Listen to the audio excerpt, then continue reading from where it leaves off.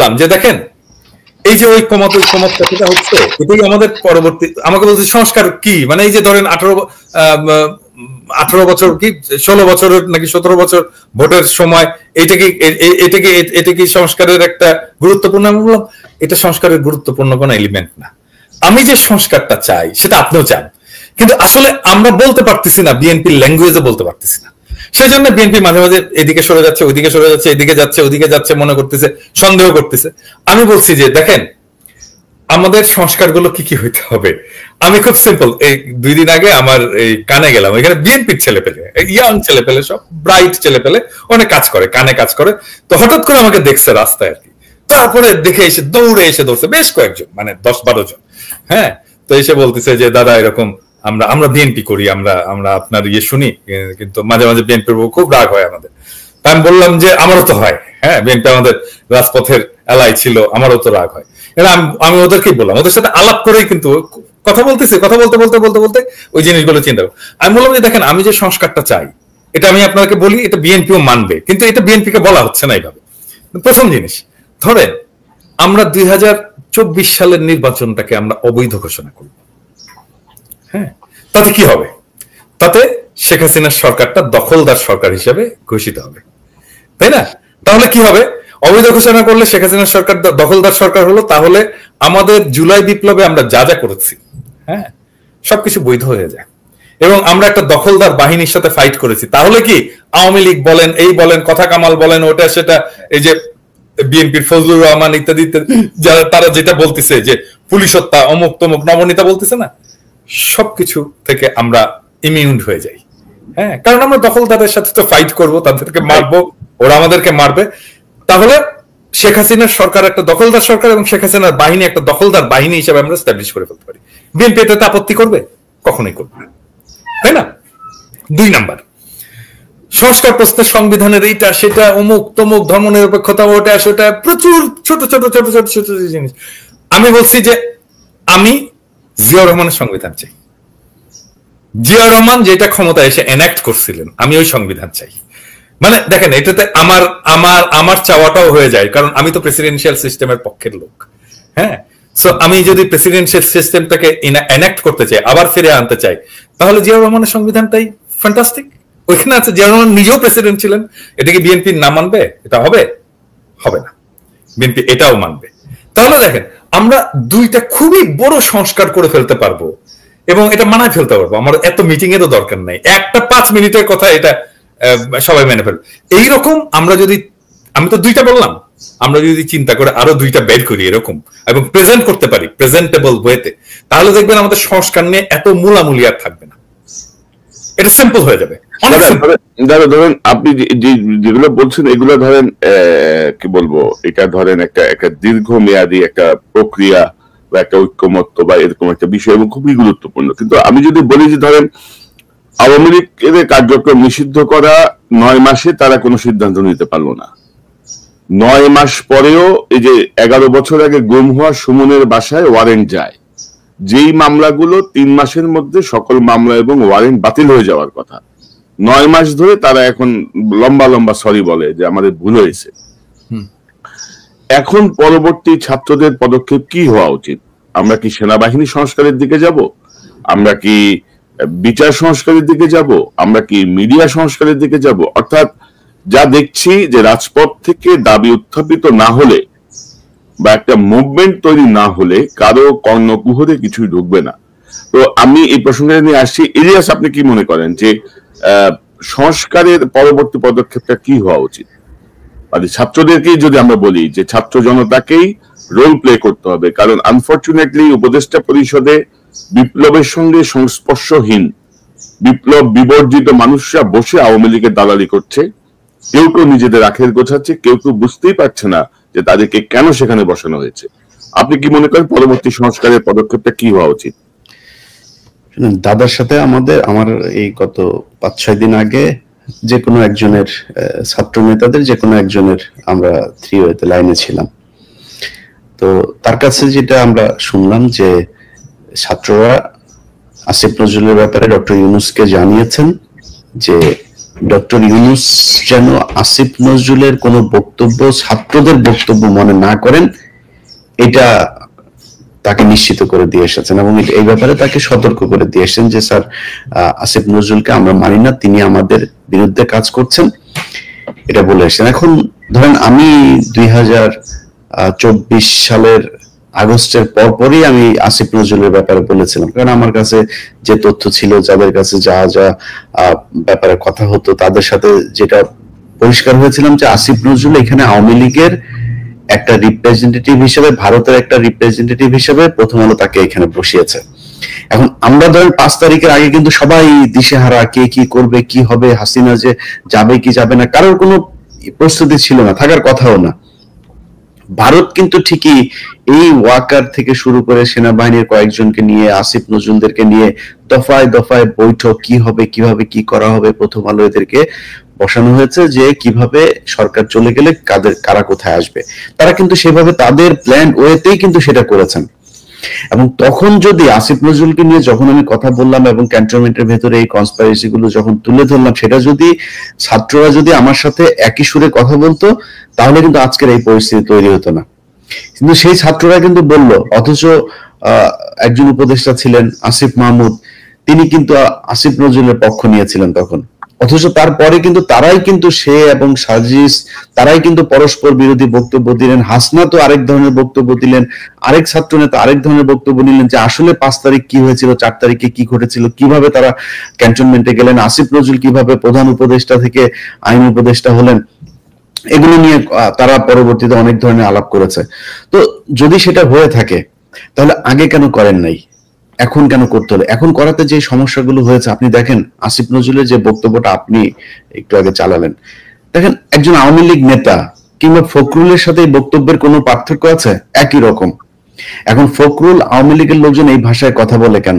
দাদা যে কথাটা বললেন যে আমাদেরকে ডক্টর ইউনূস ফোন করার একটা সময় পেল না, আরে ভাই, ফোন করা তো বহু পরের কথা। আজকে 9 মাস হয়েছে আমরা আমাদের এই যে আমরা 3 জন মানুষ এক জায়গায় হলে এই বক্তব্যটার মানে অনেক জায়গাতেই অনেকের কাছে অনেক মূল্যবান, যে না এই 3 জনে একসাথে হয়ে তারপরে বলেছে এই বিষয়গুলো দেখা, এবং হয়ও অনেক কাজ হয়েছেও আমাদের কথায়।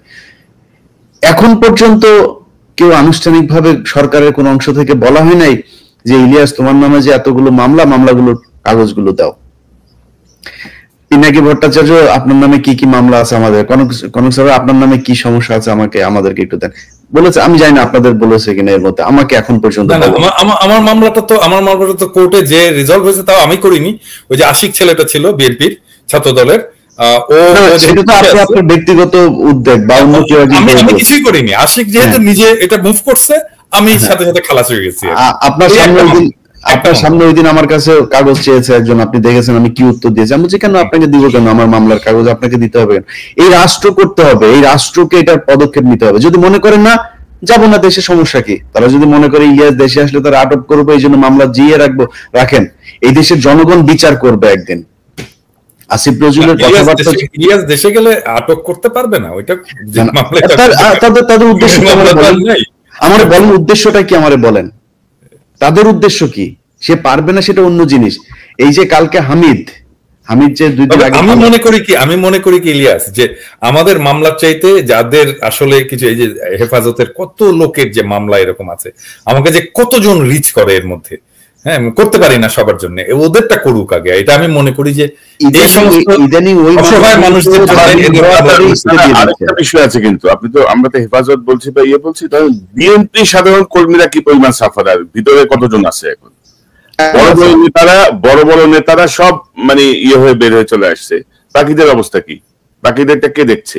কত লক্ষ মামলা ছিল না? 10 লক্ষাধিক মামলা ছিল, সেই খবরও কেউ নেয় না। তো আসিফ নজরুলের সেই বক্তব্য আপনি যদি শোনেন তাহলে মনে হবে যে না, আওয়ামী লীগের একজন লোক, উনি খুঁজে পান না। আরে ভাই, আমার দেশের আদালতের দরজা থেকে আপনার ওই ভদ্রলোকের নাম কি, হিন্দু, সুখরঞ্জন বালি, আমার দেশের আদালতের সামনে থেকে তুলে নিয়ে যায়। আপনি এটা দেশ বিরোধী কর্মকাণ্ড না? মানে দেশ বিরোধী কর্মকাণ্ড আসিফ নজরুল কয়টা চায় আওয়ামী লীগের ব্যাপারে দেখাইতে, উনি খুঁজে পান না। এখন ওনার এই বক্তব্যের সমস্যা হচ্ছে, ভাই ওই যে ধরেন ডিজিএফআই টান দেয় আসিফ, ওই যে ওই মেয়ের ভিডিওটা কিন্তু ছেড়ে দিব, আসিফ আবার সোজা হয়। আসিফের কিন্তু খুব মনে চায় আমাদের মতো করে জনগণের সাথে থাকতে, ওনার যে ভালোবাসা জনগণের কাছ থেকে পেতেন সেটা পাইতে আমার বিশ্বাস, ওনার খুব ইচ্ছে করে এটা পাইতে। ডিজিএফআই কে এটা করে এখন ইলিয়াস, এটা আমার আসলে জানা দরকার, ডিজিএফআই কে এটা করে? ডিজিএফআই না করলে র করে।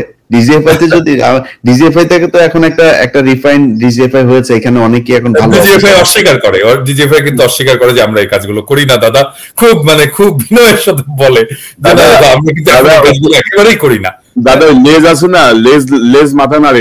এই যে আমাদের এখানে সুন্দর চেহারা সুন্দর একজন বসে আছেন, ঠিক আছে, এই যে স্মার্ট লোকটা, আপনি সেনাবাহিনী তো ভাই প্রশিক্ষণ প্রাপ্ত হিসাবে, এখন ওনারা আপনার সাথে যদি কোনো কথা বলে, কোনো ডিজিএফআই যেটা করে, হানি ট্র্যাপ বলেন আর যেটা বলেন, আপনারা যদি করে আপনি বুঝতে পারেন, তাহলে তার সেটা গোয়েন্দা হইলো না। গোয়েন্দারা তো সেইটাই করে যেটা আপনি বুঝবেন না, আমি বুঝবো না। আমরা নিজেরা অনেক সময় গোয়েন্দাদের অনেক তথ্যে বিভ্রান্ত হই। আমি মেজর সুমন এবং কর্নেল মুস্তাফিজ, আমরা তিনজন মিলে 5 তারিখের পরেই একটা শো করছিলাম। আমাদের কাছে খবর ছিল যে বিভিন্ন উপদেষ্টা এবং রাজনৈতিক নেতাদেরকে হানি ট্র্যাপ করা হচ্ছে, এবং তার মধ্যে ধরেন আসিফ নজরুল, তার বিষয়টাও কিন্তু আসছিল। এবং ইলিয়াস যখন প্রথম আসিফ নজরুলের একটা টেলিফোন অডিও কথোপকথন যখন তার হাতে আসে, তখন আমি ইলিয়াসকে বলছিলাম তুমি একটু হোল্ড করো, কারণ আমি একটু চেক ব্যাক করি যে বিষয়টা আসলে ট্র্যাপ করা হচ্ছে কিনা তাকে, এটা কোনো ট্র্যাপের কোনো ইস্যু কিনা। যদি ট্র্যাপের ইস্যু হয়, যদি তাকে যদি কেউ ইউজ করার চেষ্টা করে, আমরা তার পাশে দাঁড়াবো, এরকম একটা ইয়ে ছিল। এবং ইলিয়াসকে দিয়ে আমি কিন্তু অনেকদিন এটা হোল্ড করা, আমরা আমাদের মতো করে চেক ব্যাক করছি। পরে দেখলাম যে না, আসিফ নজরুল এটা অন্য তরিকায় যাচ্ছে আর কি, তো আমাদের কিছু করার ছিল না। এবং দাদা ওইটা আপনার যে কোশ্চেন, ওই কোশ্চেনের প্রমাণ এখানে দেখেন, আমি কিন্তু সেই অডিওটা ছাড়ি নাই প্রথমে, কিন্তু আমাকে টেলিগ্রামের একটা নাম্বার থেকে সেই ভিডিওটা দেওয়া হয়েছে, এবং আমি জানি যে ডিজিএফআই যদি কোনো কিছু দেয় গোয়েন্দা সংস্থা, সেটার একটা সিস্টেম আছে, ওই সিস্টেমেই দেয়, আপনাকে দিবে, দিয়ে বলবে প্লিজ ওয়াচ ইট, এরকম বলে আপনার ছোট একটা টেক্সট দিয়ে রাখবে। তো তারা আপনি জিজ্ঞেস করবেন ভাই কে আপনি, কোথায় পেলেন, আর কিছু আছে কিনা, কোনো জবাব আপনাকে দিবে না, শুধু ওইভাবে ফেলা রাখবে। আমরা কিন্তু এই জাতীয় আশঙ্কা সম্ভাবনা আমরা কিন্তু সব তুলে ধরছি, কিন্তু আমি সুমন ভাই এখানে কনক ইফ ইউ অ্যালাউ, সেটা হচ্ছে কি এই কাজগুলো সুমন আপনার মাথার উপরে, আপনার মাথার ক্যামেরাটা একটু বেয়াদবি করতেছে। আচ্ছা, এই বিভিন্ন দেশের রাষ্ট্রীয় যে গোয়েন্দা সংস্থা প্রতিরক্ষা, তারা কিন্তু এই কাজগুলো করে, অনেকটাই করে কি, ধরেন আপনি এই যে ভারতের সেন্সিটিভ ইনফরমেশন গুলা কিন্তু আইএসআই জোগাড় করছে হানি ট্র্যাপ করাই, সেটা আমরা জানি, খুব সুন্দর স্টোরি। এখন পার্থক্য কি, শেষ তার শত্রু বা সম্ভাব্য শত্রু দেশের সম্পর্কে সেই জিনিসগুলো করে, তথ্য আদায়ের জন্য, নিজস্ব নিরাপত্তার জন্য এগুলা করে, যে তাদের সেন্সিটিভ ইনফরমেশন যাতে বাইরে না যায়, কাউন্টার এসপিওনাজ। ভাই আমার নিজের দেশের লোকের এগেইনস্ট আমি কেন সেটা করবো? That's the question. যেই ডিজিএফআই করে কি করে না, যে কোশ্চেনটা আসছে, সেটা আমি নিশ্চিতভাবে আমি আপনাদেরকে বলি, হ্যাঁ পরে আসছে। এখন কতটুকু কমে গেছে, জেনারেল জাহাঙ্গীর সেখানে আছে, অ্যাপারেন্টলি সে এই চেঞ্জ গুলার মধ্যে আছে যে এই জিনিসগুলো আমরা করব না। তুমি করো ডিজিএফআই হিসেবে, তুমি আমাদের যেই দাদা দেশ আছে, অন্য দেশ আছে, তাদের সাথে করো, নো প্রবলেম। আমাদের নিজেদের নাগরিকের উপরে সেই জিনিসটা তুমি করবা না, এইখানে ফুল স্টপ। রাইট। তবে আপনার ধরেন আমরা কিন্তু দাদা প্রথম থেকে কিন্তু ধরেন উপদেষ্টা যারা ছিল, যেই ঢুকুক সেনাবাহিনী, প্রত্যেকটা জায়গায় কিন্তু আমাদের একটা সাপোর্ট ছিল, আমরা চেষ্টা করছিলাম যে না একটা পরিবর্তন। এখন যত দিন যাচ্ছে না, তারাই তাদের চেহারা আস্তে আস্তে সামনে নিয়ে আসছে, এবং আমরা কিছু করতে পারছি না, আমাদের জায়গাগুলোতে আমরা যুক্তিবদ্ধ ভাবে এগুলো মেনে নিতে পারছি না, যার জন্যই আমাদেরকে অনেক কথা বলতে হচ্ছে, এবং আমরা আবার অনেকে ক্ষমতার স্বাদ পেলে তখন সবার চেহারাই বদলে যায় আর কি। আমি জানি না আপনারা কনক সারার যখন মন্ত্রী টন্ত্রী হয়ে যাবে তখন আবার কি হয়, দেখতে হবে আর কি। তো এখন দাদা আমি যে প্রসঙ্গটা আনতে চাচ্ছিলাম, যে আমাদের আসলে এখন পরবর্তী স্টেপটা কি হবে? আমরা কি সেনাবাহিনী সংস্কার চাইবো? কারণ ধরেন ইলিয়াস বা আপনাদের মধ্যে কে একজন বলছিলেন যে এই যে হাসিনা যে পাঠানো হয়েছে, এটা কিন্তু হুট করে পাঠানো হয়নি, এটা কিন্তু আরো 4-5 দিন আগে থেকে কিন্তু মোটামুটি তারা টের পেয়ে গেছে, বিশেষ করে পার্শ্ববর্তী দেশে গোয়েন্দা সংস্থা সহ, এবং আমরা যতটুকু জানি 2-3 তারিখ থেকে মোটামুটি প্রস্তুতি নেওয়া হয়েছে। হাসিনা কোথায় যাবে, কিভাবে এখানে সরকার হবে, কারা কারা থাকবে, এরকম একটা ধারণা তখন থেকে তৈরি করা হয়েছিল। তো মেজর সুমন, আপনি কি মনে করেন, ধরেন সেনাবাহিনীতে আমি যেটা দেখছি যে এক খুনি জিয়াউল হাসানের উপর দিয়ে কি পুরো সেনাবাহিনীকে পার করে দেওয়ার চেষ্টা চলছে? মানে একজনের দিয়ে বাকি সব কি মানে সাবস্ক্রাইব করে দেওয়ার চেষ্টা চলছে? বা এই মুহূর্তে কি সংস্কার বা কি হইতে পারে, মানে আওয়ামী লীগ এর কার্যক্রম নিষিদ্ধ, এখন পরবর্তী বিষয়টা কি মনে করেন আপনি? সেনাবাহিনীর দিকে কিন্তু মানুষের অনেকের দৃষ্টি, বিশেষ করে ওয়াকার সাহেবের বিভিন্ন সময়ের যে কার্যক্রম, সবকিছু মিলিয়ে আপনার পর্যবেক্ষণটা আপনি কি মনে করেন, কি করা উচিত এখন? জি,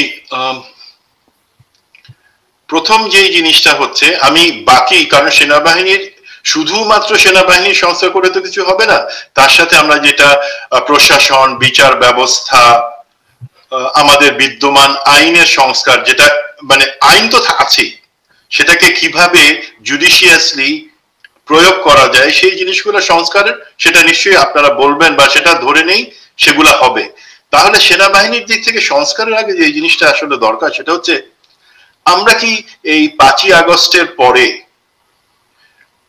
সেনাবাহিনী অথবা সশস্ত্র বাহিনীর কোন দিক থেকে কোন বক্তব্য আসছে যে আমরা খুনি স্বৈরাচারী পতিতা হাসিনার এবং তার দল বা প্রশাসনের চাপে পড়ে বাধ্য হয়ে, যেহেতু আমাদেরকে নিয়ম অনুযায়ী সরকার প্রধান বা প্রতিরক্ষা বাহিনীর প্রধানের কথা শুনতে হয়, সেই কারণে আমাদেরকে আমরা এই অন্যায়গুলা হয়েছে যেগুলার জন্য আমরা অনুতপ্ত, এবং সেই জায়গা থেকে আমরা চাই ভবিষ্যতে আমরা যে পথটুকু চলবো সেখানে আমরা জনগণের আস্থা নিতে চাই।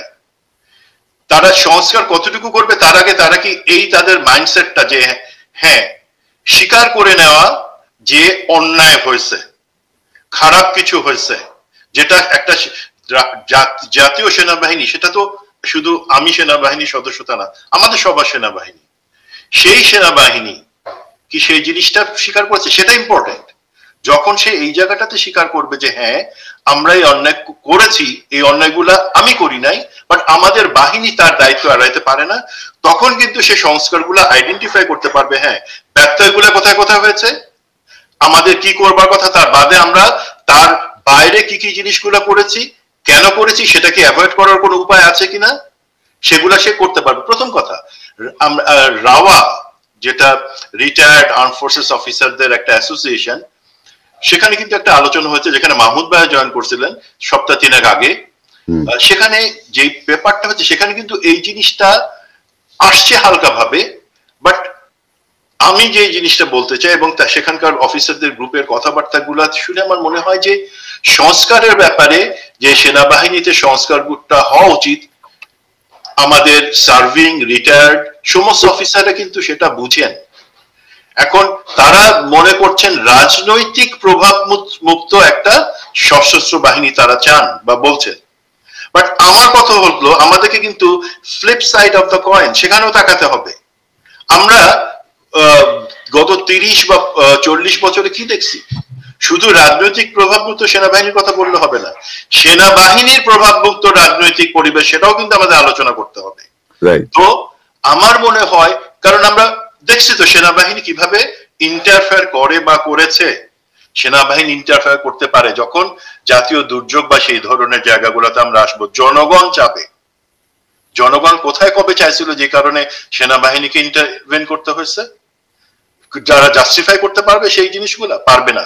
সুতরাং সংস্কারের ক্ষেত্রে প্রথম জিনিস হলো আমাদের মিলিটারি লিডারশিপকে উপলব্ধি করতে হবে এবং বলতে হবে যে ব্যত্যয় হয়েছে, অন্যায় হয়েছে, আমরা নিয়মের বাইরে গিয়ে একটা ফ্যাসিবাদী স্বৈরাচারী খুনি সরকারকে শুধু সাহায্য, ক্ষমতায় টিকে থাকতে সাহায্য করি নাই, বরঞ্চ আমাদের কিছু কিছু লোক সেক্ষেত্রে সেই অন্যায়গুলোর সাথে জড়িত ছিল, স্বীকার করিনি আমরা, সেইটা আমরা স্বীকার করি নাই। তাহলে হবে কি, প্রথম জিনিস আমি বললাম যে না, যারা করছে তারা আউট, আমরা সেটার সাথে নাই, আমরা এখন সংস্কার করব, যারা সংস্কার পন্থী বা আমরা চাই দেশের জনগণের আকাঙ্ক্ষাটা বাস্তবায়ন করতে। দেন প্রথম জিনিস হচ্ছে এই জায়গাটা যে আমাদেরকে চিন্তা করতে হবে রাজনীতির প্রভাবমুক্ত সেনাবাহিনী কিভাবে আসে, এবং একই সাথে আমরা রাজনীতিতে